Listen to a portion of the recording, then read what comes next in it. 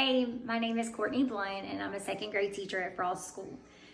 This is my 14th year of teaching there, and it has truly been a blessing. You're about to view a math video that started off kind of rocky, but ended up being pretty successful. I was very pleased with it and the amount that my students grew throughout the lesson. All right, hope you enjoyed. In this first clip, the students began working independently on their iReady Try It problem.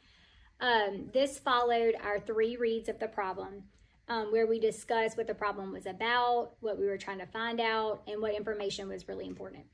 So as I circulate around the room, I observe the strategies that students are using and pay close attention to how they're forming their equations. This helps me quickly assess their level of understanding and determine whether their equations accurately match the information in the word problem. It really just helps me understand if they really know what this whole entire problem's asking.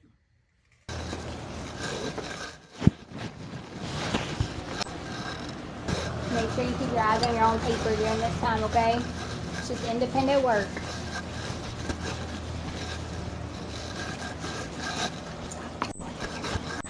Unless you're drawing math models, okay?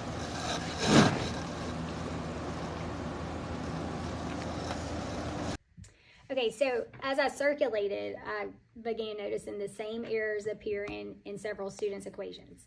Time after time, I would go to each group and I'd be like, oh, seeing the same thing. So it showed me that many of them just weren't really connecting the information from the problem to what their equation represented. They just couldn't make that connection. So instead of continuing in partners, I just said, okay, let's stop, let's pause, let's meet back together, and let's make sense of the problem again one more time as a group. So we started back over asking all of the same questions. What's the problem about? Who is it about? What information is important? What are we trying to find out? So at this point, my goal was just to help the students visualize the problem. We call it a story, what's happening in the story. So we just took our time and looked at it sentence by sentence by sentence and discussed each part thoroughly. After that, I had the students revisit their equations that they had previously written. And they had to check to see if their equation accurately showed the information from the problem. This helped them move away from simply solving for an answer and more toward understanding the structure and the meaning of the problem. Class? Yes. I need your ears and eyes. Yes. All right, I want you to look down at your work really quick. Look at the equation that you wrote for Ms. Courtney in your Try It problem. Okay, what is this problem about? What? Ticket. Very good. What are we trying to find out? Like the afternoon, we're trying to find out the answer to how many tickets they had on Thursday. That they sold during the first week? Yeah. Okay. All right, very good. What information is important? A class has 500 tickets to sell for the fun fair. Is that information important? It is important? I agree. It is important. It says that they have 500 tickets to sell. Okay? If you look at the second sentence, it says some tickets are sold during the first week. Now, if I have something and I sell some of them, am I going to have more or less? I'm going to have less. So does that let us know that we'll probably have more than 500, less than 500, what? Less. So if we're going to have less, we're going to do this or this. Okay? All right. Now, the next one, it says, after the first week, the class has 278 tickets left. Is that important? Yes or no? Yes. Okay. What is that really saying? If I was to set it up as a start, change, result, what would 278 be? How many I started with? What changed or the result? What changed? Okay, what changed? Okay, so you're telling me that a class has 500 tickets and they sold 278 tickets? No. That's what changed? That's The result. Good. I'm just asking all this. I just want you to start thinking about it. So, how many did they start with then? 500. What changed? They did what? They sold some. So is the information in the second sentence? Everybody look at the second sentence. Is that information important? Yes, I mean, that's good. Is it all important? So after the students had time to revise their equations and really look at them again, they met back with their partner to share their strategies. During this time, you know, they use their little math movements. They discuss, they say whether they agree, they disagree, or what they would like to add on. They compare their equations. They explain how they solve. They do all of this very respectfully. They really build on one another's ideas. So through the years, and especially this year, I found that this part of the lesson is actually probably the most powerful, just because students often learn best from each other. Sometimes they can explain something to their peer that just clicks faster than any explanation that I can give. Actually, they've taught me a few things this year too. So this time allows them to take real ownership of their learning and use math language naturally as they justify their thinking and as they support each other. Teach. Okay. Thank you. Okay, what did you subtract? I subtracted 221. 70. Okay. 378. Okay. What's that? What y'all get mad? What y'all use? I use standard algebra. Okay.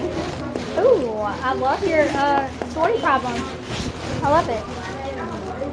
You use beginning, middle, end, start, change, result. Good. If you was to take 278 and add 132, would it equal 500? Check. You should check. If that's our family members, that should be the case. In this next clip, one student shares a strategy with the class, and you'll hear me connect it back to fact families. We use fact families a lot in our class just because I really want students to understand how addition and subtraction are related and that there's rarely just one way to solve a problem. When students understand those relationships, they can choose the method that makes the most sense to them. It kind of takes the math scaries away. They can, solve the problems the way that they feel the most comfortable. Some prefer to add, some rather subtract, and that's okay. But what matters is that they understand how the numbers work together and that they can use that connection to solve accurately and with confidence. What I would like to share with the class is I got 132. 132? Okay. How did you get that answer, Weston? I subtracted 500 minus 878. Okay. Why did you decide to subtract 278 from 500? Because if you use 278 and add 132, it equals 500. Okay, so you said 500 minus 278 equals question mark. Is that how you set up your first equation? Okay, so does that mean that you're saying that they started with 500 and then they sold 278? No. It doesn't mean that. What it equals is how much they sell. Very good. What it equals is the answer to our question, right? And the only thing that we have to make sure in a subtraction problem is that Big Papa starts it, right? Mm-hmm. We can switch the other two numbers, okay? What does that represent? Start, change, or result? Start. Okay.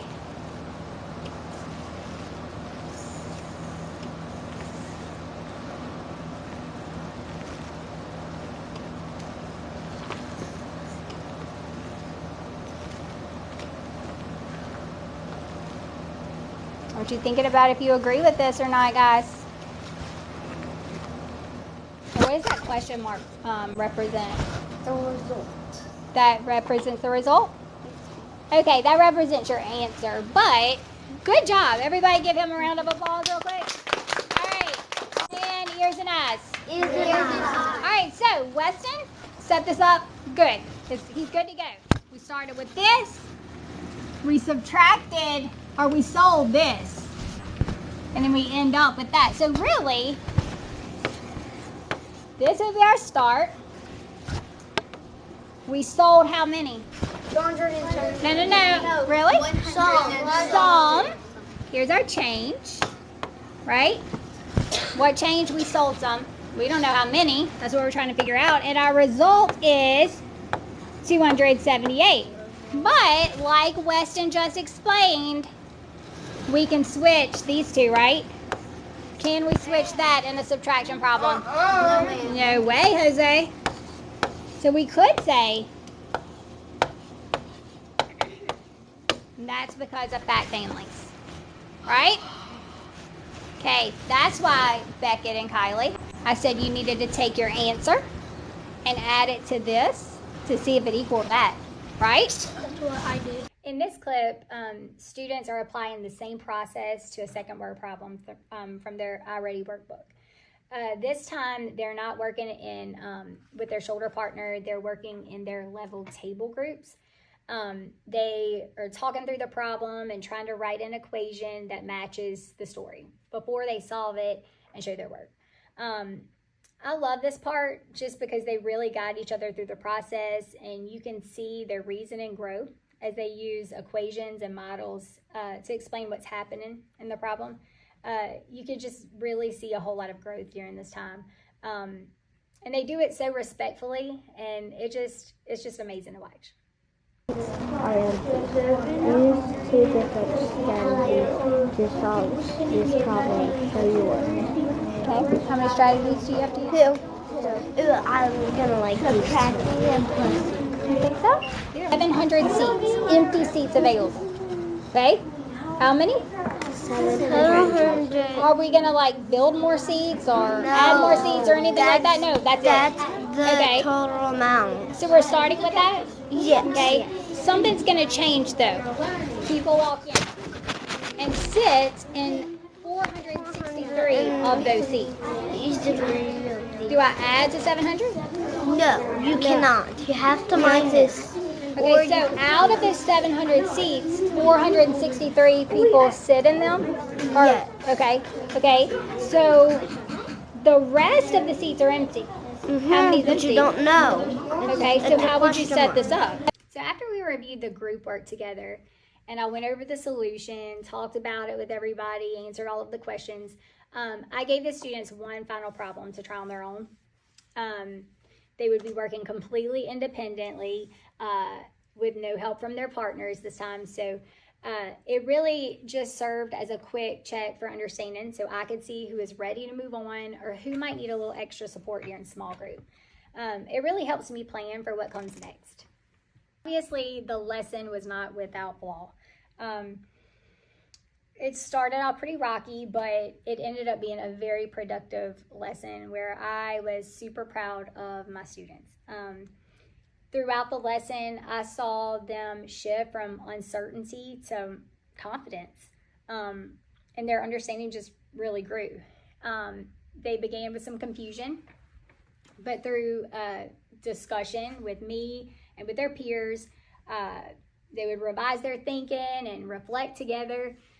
They pushed their understanding deeper.